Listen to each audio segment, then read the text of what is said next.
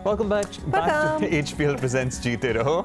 Confusion हो गई थी थोड़ी सी। चलो भाई वेलकम हो जाओ जो भी हो रहा है। अच्छा, एक नात का हमने जिक्र किया था इन टॉप स्टोरीज, तो मेरा ख्याल है कि वो हम आपको सुनाते हैं। आपको बताएं कि दीगर फनकारों के बाद अब नामवर गुलकार आसिफ अजहर ने भी एक ज़बरदस्त किस्म के हदिया अक़ीदत पेश किया है आक़ाए दो जहां हज़रत मोहम्मद मुस्तफ़ा सल्लल्लाहु अलैहि वसल्लम के हुजूर। तो हमने सोचा आपसे शेयर करें। अगर हम भी बेबस नहीं, बेसहारा नहीं,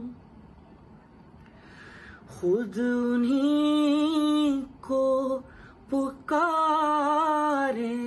हम दूर से, रास्ते में अगर पाऊं। और ये फासलों को तकल्लुफ़ है हमसे, मगर अब ये बात ज़्यादा समझ में आती है, रेलेवेंट लगती है, क्योंकि अब देखें ना, आपको पता है कि सारे फासले भी बड़े हुए हैं, क्योंकि you can't go as you used to. मतलब अब हर किसी को ये वाला पार्ट तो बहुत ही अच्छी तरह समझ आ गया होगा। एनीवे जी, beautiful voice, obviously Asim Azhar को आप पसंद करते हैं, नाइस रेंडिशन एज वेल। और आज जो है ना, मैं जाके इसका ओरिजिनल वर्जन सुनूंगा। हाँ, एकदम से याद आ गया, एक्चुअली एक वो रिवाइवल सा ही हो गया।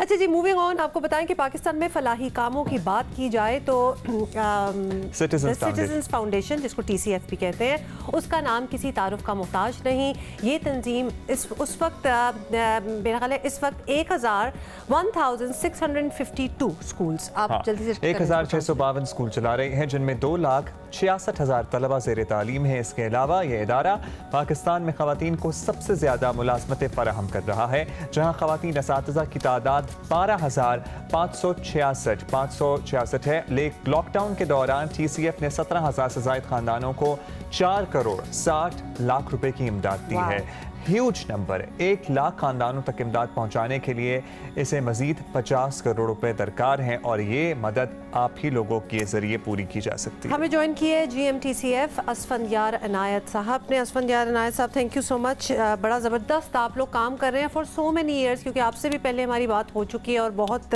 इस ऑर्गेनाइजेशन के और मेंबर्स से भी। ये बताइएगा, द सिटीजन फाउंडेशन का बुनियादी काम का दायरा तो ऑब्वियसली स्कूलों और तालीम तक है। कोरोना के लिए आप लोग बहुत कुछ कर चुके हैं, थोड़ी सी उसकी डिटेल दे दें और आगे क्या इरादे। जब ये डिस्ट्रप्शन हुई और लॉकडाउन हुआ है, तो यहाँ पे लोगों की जो है रोजगार बिल्कुल बंद हो गया था। तो हम लोगों ने डिसाइड किया कि हम जो है वो कोविड रिलीफ अपील जो है वो स्टार्ट करेंगे, और हमने 50 करोड़ की जो है अपील वो स्टार्ट की है। और उसके 3 मकासद थे। जो नंबर 1 सबसे बड़ी प्रायोरिटी थी वो ये थी कि रिलीफ जो है वो कैश या राशन की सूरत में जो वो प्रोवाइड किया जाए। नंबर 2 जो है वो ये कि हम सेफ्टी इक्विपमेंट जो है हमारे जो हीरोज़ हमारे हेल्थ वर्कर्स हैं उनको प्रोवाइड किया जाए। और नंबर 3 जो है वो जो डिस्ट्रप्शन तालीम की हुई है, स्कूल्स बंद हो गए हैं, तो उसकी कंटिन्यूएशन जो है वो कैसे जारी रखी जाए। सो मैं पहले आपको जो है वो रिलीफ का बताता हूँ कि रिलीफ में हम लोगों ने जो है अप्रैल में ये 50 करोड़ की अपील जो है वो स्टार्ट की थी, और अप्रैल के पहले हफ्ते ही में हमने 1,000 ख़ानदानों को जो है वो कैश जो है वो प्रोवाइड किया था। और आज अल्हम्दुलिल्लाह 18,500 ख़ानदानों को जो है हम कैश या राशन की सूरत में जो है रिलीफ प्रोवाइड कर चुके हैं, और ये 67 लोकेशंस हैं। मैं नहीं समझता कि पूरे पाकिस्तान के अंदर कोई भी इदारा जो है इतने बड़े उस पे अक्रॉस पाकिस्तान जो है वो रिलीफ प्रोवाइड कर रहा होगा। असफन साहब, अब जाहिर है अब अगला जो टारगेट है वो और भी बड़ा टारगेट है। आप लोग ये डोनेशन किस तरह जमा करने का इरादा रखते हैं? हम तो यहाँ अपील करेंगे ही, लेकिन ये आप भी बताइएगा कि और क्या मीन्स हैं और किस तरह से ये मदद आप मुस्तहकीन तक पहुँचाएंगे। अच्छा जी, इसका एक बहुत इम्पॉर्टेंट चीज़ ये है कि हमारे 25 साल में जो हमारा असासा है वो हमारे स्टूडेंट्स, हमारे अलमनाइज हैं और हमारे टीचर्स हैं, जो इन कम्युनिटीज़ में, इन 700 लोकेशंस में मौजूद हैं। और हम लोगों ने क्या किया कि हम लोगों ने एक प्रोग्राम डिज़ाइन किया जिसमें हमारे अलमनाइज जो हैं वो हमारे आइज़ एंड ईयर्स हैं, जो कि ऑन ग्राउंड जाके उन्होंने सर्विस किए हैं। और वो अलमनाई चूँकि वहाँ पे पले हैं, बड़े हैं, तो उनको पता है कि किस मोहल्ले में, किस गली में, किस घर में कौन रहता है, बेवा है, डेली वेजर्स हैं, मजदूर हैं। तो उन तमाम लोगों का डाटा जो है इन लोगों ने इकट्ठा किया, और उसको फिर हमारे जो सीनियर्स थे एरिया टीम्स हैं उनको वेरीफाई करती हैं और उस वेरिफिकेशन के बाद जो है हम उनको कैश जो है वो प्रोवाइड कर दें। और कैश जो प्रोवाइड करने का एक मेजर मकसद ये है कि जब एक इकोनॉमी छोटी सी कम्युनिटी के अंदर 12-15 लाख रुपए इंजेक्ट होते हैं तो बहुत सारी इकोनॉमिक एक्टिविटीज़ जो हैं वो जन्म लेती हैं। तो सब्ज़ी वाला जो है वो दाल खरीद सकता है, दाल वाला जो है वो दवाई ले सकता है, दवाई वाला जो है वो आगे पानी ले सकता है। बहुत शुक्रिया आपका अस्फंदियार साहब, आपने बहुत अच्छी बातें की हैं। यकीनन आपके स्कूल से जो लोग पढ़ के आगे निकले हैं और आज किसी न किसी मकाम पे पहुंचे हैं, वो लोग भी डोनेशन देने का एक बहुत बड़ा हिस्सा है। मैं यही सोच रही थी कि अलुमनाई से बेहतर और काम कौन कर सकता है, बिकॉज दे नो कि कौन कौन पढ़ता है, कौन कौन डिजर्विंग है। लेकिन आपको पता है कि द सिटीजन्स फाउंडेशन अब से नहीं बरस से ज़बरदस्त काम कर रही है, तो प्लीज़ आप लोग इस कार्य खैर में भी इनकी मदद करें। कुछ अनसंग हीरोज़ की हम बात करेंगे। बिल्कुल जी, आपको बताएं कि कोरोना की रोकथाम और लॉकडाउन पर अमल कराने में सिक्योरिटी एहलकारों ने जबरदस्त काम किया और आवाम की नजरों में अपना इमेज भी बहुत बेहतर किया है।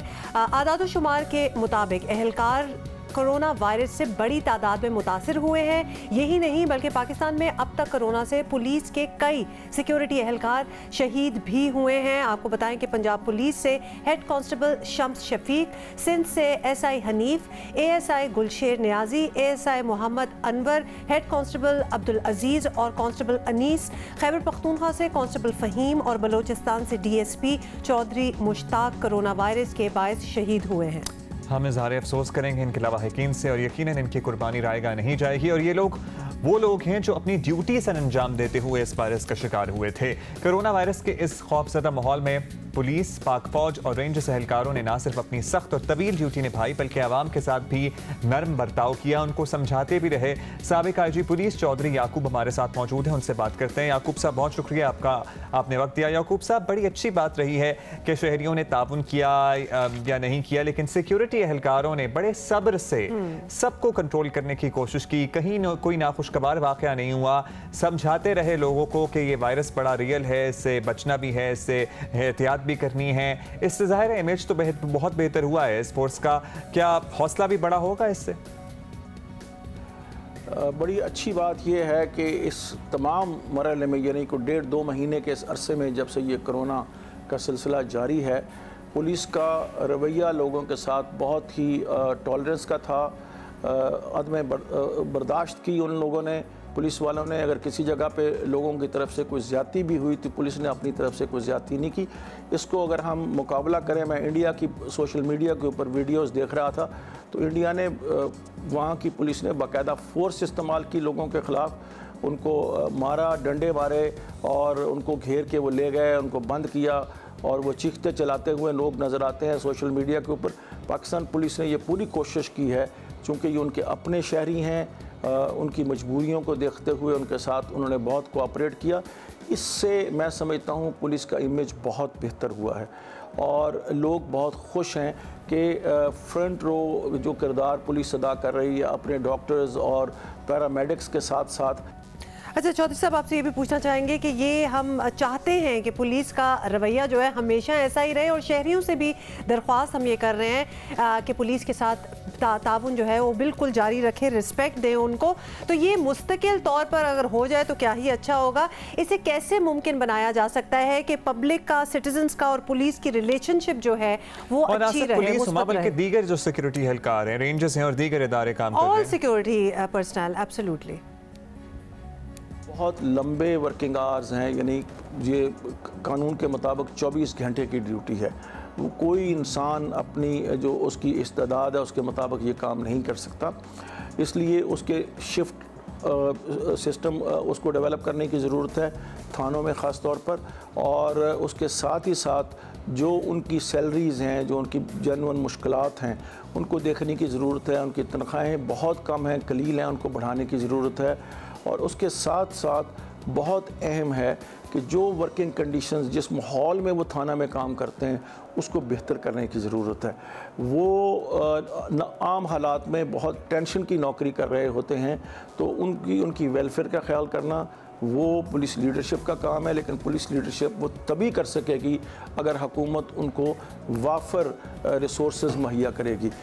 बहुत शुक्रिया, बहुत शुक्रिया हमसे बात करने का। मौजूद थे। ये जो एक इमेज हमने आपको बिल्कुल दिखाई थी ना, जहाँ एक ट्रैफिक पुलिस एक बच्चे को, एक बेगर ही वो मेरा ख्याल है वो बच्चा होगा, उसको खाना खिला रहा है, मतलब that really touched our hearts. इस किस्म की एक दो इमेजेस होती हैं, वो आपको पूरा एक पर्सपेक्टिव देती हैं कि ये कितना मुश्किल काम है सड़क पर। आई एम सॉरी, लेकिन हम जैसी आवाम जो सुनने को हमेशा तैयार नहीं होती, उनको आरे लगाना, उनको सही रास्ता दिखाना, it's very difficult. So traffic police एहलकार हों, पुलिस एहलकार हों, रेंजर्स एहलकार हो, तमाम लोग जो लोग इस वबा के माहौल में अपनी ड्यूटी सर अंजाम देते हैं, हम उन्हें सलाम पेश करेंगे और ब्रेक लेंगे। ब्रेक के बाद दोबारा हाजिर होंगे। आप देख रहे हैं Geo Pakistan special edition, HPL presents जीते रहो।